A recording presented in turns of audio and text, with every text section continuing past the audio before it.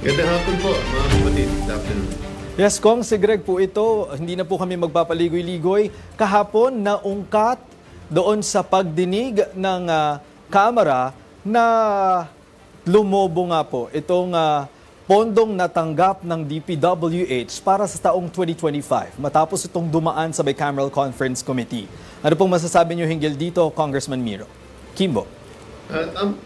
Tama po, kasi madalas nagkakaroon ng kalituhan talaga kung saan ba nanggaling yung paglobo ng budget ng DPWH.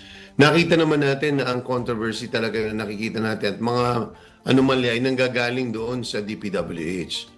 At madalas pinag-uusapan na tila nakaugat ito doon sa mga insertions. So, alamin natin kung kailan nangyaring insertions. Madalas pong pinag-uusapan na ang insertions daw ay nangyari sa House of Representatives na malinaw na malinaw kahit anong datos na titingnan natin, wala nang iba. At napatunayan natin kahapon doon sa pagdinig ng budget ng DPWH, very, very clearly na ipakita, una, ang inapprove, ang proseso kailangan maging malinaw tayo. Ang budget nanggagaling sa DPWH o sa ahensya. Matapos yan ay hinihiring ng Kongreso. Pagka-hearing ng Kongreso, yan ay binabalangkas at pina-finalize lahat. At yan ay dumadaan sa dulo ng isang small committee na ino-authorize ng Kongreso. Ito malinaw. Ang budget ng DPWH, matapos ito, ang resulta ay tinatawag na GAB2. O ito yung sinasubmit sa Senado.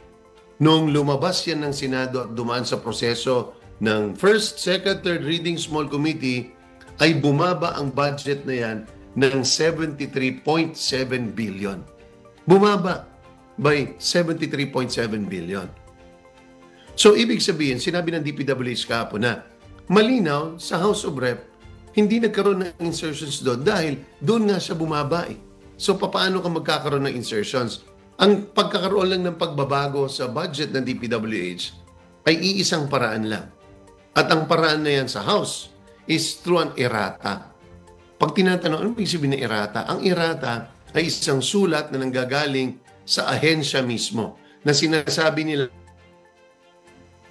na ito yung mga nais naming ihabol ng pagbabago with the budget.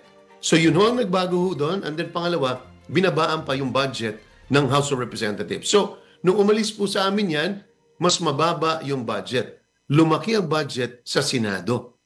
After po ito hinir, yung version ng House, which is yung GAB2, hinir na po yan ng Senado. Nung hinir ng Senado yan, when they approve it on third reading, nagtaas po siya by almost 75 billion. Baliktad po. Kung sa amin po ay bumaba ng 72, yung sa kanila po tumaas ng 74. So, matapos pa ho doon, nung nagkaroon na ng bicameral conference, nandun po yung tawag ko nila doon, hindi small committee, kundi technical working group. Dadalawang tao po yan. Doon po nakita yung mas lalong paglaki pa ng pondo. So, in short, ang kailangan natin tingnan is itong more than 200 billion increase, saan at sino at kanino galing ang mga amendments. Yun kailangan natin malaman.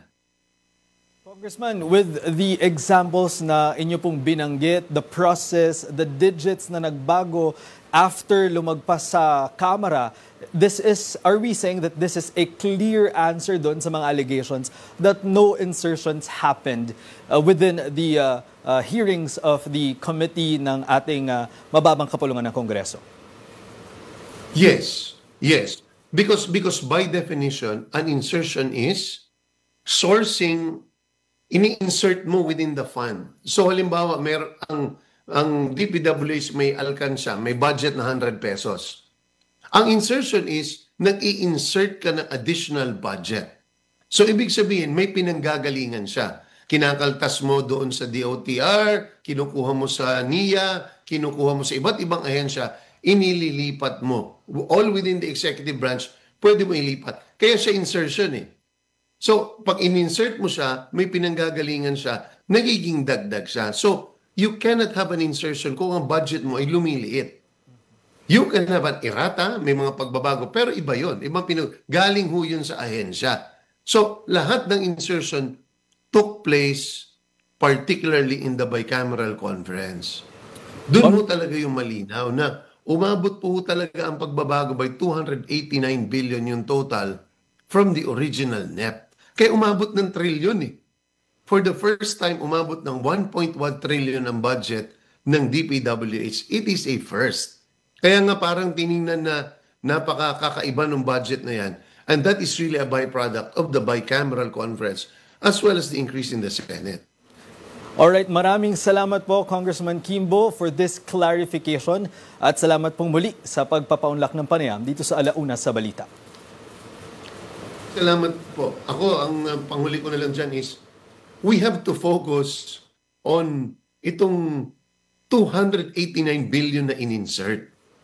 Diyan tayo mag-concentrate, tingnan natin kasi yan ay in-insert during the bicameral conference. Alamin natin kung ano-ano itong mga ito at sino mga nagpasok. That's where the challenge is. Yes, Kong, definitely yan yung mga babantayan sa mga susunod na pagdinig. Maraming salamat po muli.